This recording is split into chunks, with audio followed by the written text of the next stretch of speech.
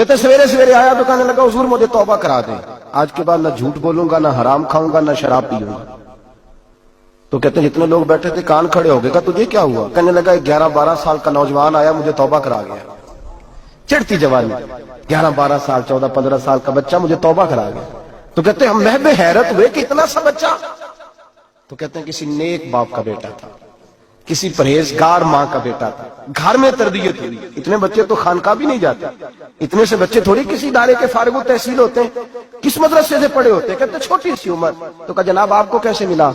تو وہ شخص کہنے لگا حضور کل میں گیا بازار، میں نے بغداد کے چوک سے 10 کلو مچھلی بھی خرید لی اور کچھ اور ضرورت کی چیزیں بھی، مہمان آنے تھے، وہ سارا کچھ خرید کے میں جب نکلا تو سامان زیادہ ہو گیا۔ چوک میں مزدور بیٹھے ہوتے تھے، میں نے کہا بھئی میرے ساتھ فلاں محلے تک سامان پہنچانا ہے۔ وہ بچہ کہنے لگا چچا اگر میں چلوں تو، میں نے اس کو ایڈریس وغیرہ بتلایا تو 3 دینار مزدوری طے ہو گئی سامان گھر پہنچانے کی۔ کہتے میرے ساتھ وہ نکلا اور جب رستہ طے کرنے لگا تو رستے میں گرمی بڑی سخت تھی، ظہر کا وقت تھا، ذرا ہم نے چند قدم اٹھائے، 2-4 گلیاں گزرے تھے کہ اذان ظہر کی آواز آنے لگی۔ تو کہتے ہیں بڑی منت کے انداز میں، بڑی گزارش کے انداز میں میری طرف دیکھا، عمر چھوٹی سی ہے، کہنے لگا چچا اگر اجازت مل جائے تو میں ظہر کی نماز پڑھ لوں۔ کہتے ہیں میں ایک جگہ پھٹے پہ بیٹھ گیا اور گپے کرنے لگا، سامان وہاں رکھا، میں نے کہا پڑھ لے نماز۔ کہتے ہیں بچہ نماز پڑھنے چلا گیا، باقی لوگ دیر سے آئے، وہ نماز پڑھ کے جلدی آ گیا۔ میں نے کہا بیٹے تو جلدی آ گیا ہے؟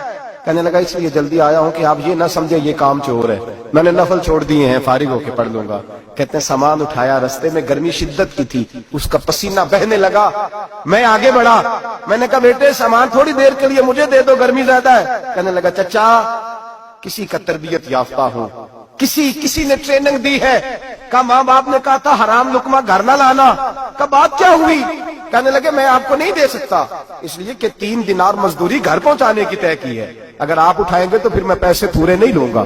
دامان توکل کی یہ خوبی ہے کہ اس پر پابند لگے ہوتے پر دھبے نہیں ہوتے، میں پھر مزدوری پوری نہیں لوں گا، پیسے کم لوں گا۔ کہتے ہیں میں محو حیرت ہو گیا، اس جوان کی بات نے میرے سارے وجود تھر تھر کما ڈالا کہ اس دور میں اس قسم کے لوگ۔ کہتے ہیں گھر لے گیا اس کو، میں سامان رکھا، میں نے کہا تم یہاں ٹھہرو میں 3 دینار مزدوری لاتا ہوں۔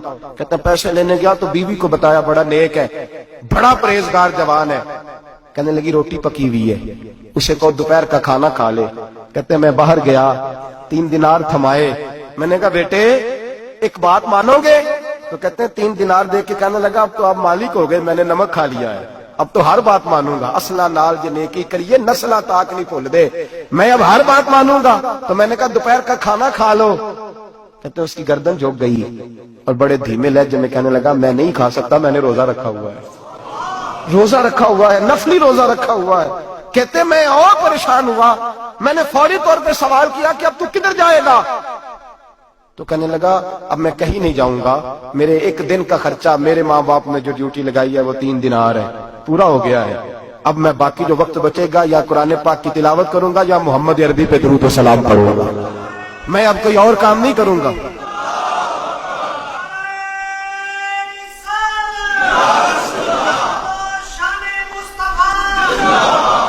شخص کہنے لگا کہ میں نے کہا افطاری کر لینا، کہنے لگا مجھے مسجد بتا دو، میں جا کے اللہ اللہ کرتا ہوں، مجھے شام کو لے آنا۔ افطاری ہمارے ساتھ اس کی طے ہو گئی، مسجد چلا گیا، مغرب بعد لینے گیا تو کہنے لگا عشاء کے بعد آنا، اب تو میں نے پانی سے افطار کر لیا، کھانا کھانے جاؤں گا تو جماعت رہ جائے گی۔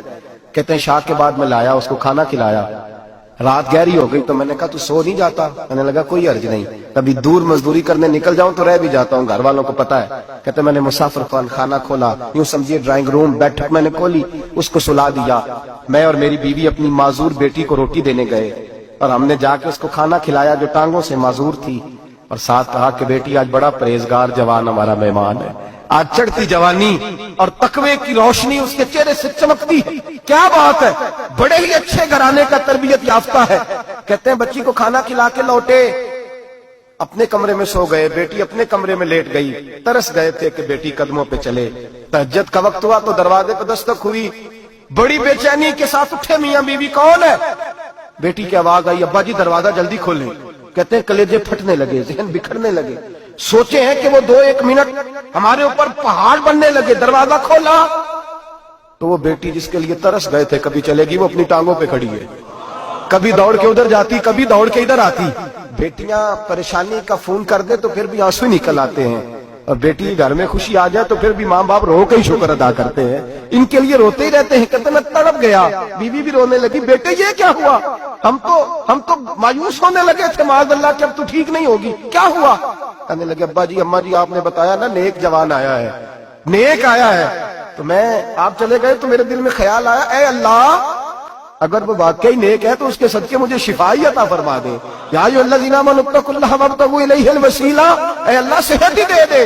कहते अभी मेरी दुआ भी पूरी नहीं हुई कि मेरा वजूद हरकत करने लगा, और ये देखो मैं उठ के खड़ा हो गई हूँ। कहते हम लोगों ने ये देखा तो भागे उसके कमरे की जानिब, जब दरवाजे पे हाथ रखा तो दरवाजा खुल गया, आगे गए तो पलंग खाली था, एक रुक्का छोड़ गया है। कहने लगा मुझे पता है मेरी हकीकत खुल गई है, मैंने ये करामत कोई कंपनी की मशहूरी के लिए नहीं दिखाई कि लोग मेरे पीछे भागने लगे, मुरीद होने लगे, तवाफ करने लगे, मैं तो अल्लाह का बंदा हूँ। अगर तुम्हें मुझसे जरा भी प्यार हो गया है तो फिर मेरे पीछे ना भागना, अल्लाह की बारगाह में झुक जाना, फिर गुनाहों से तौबा कर लेना।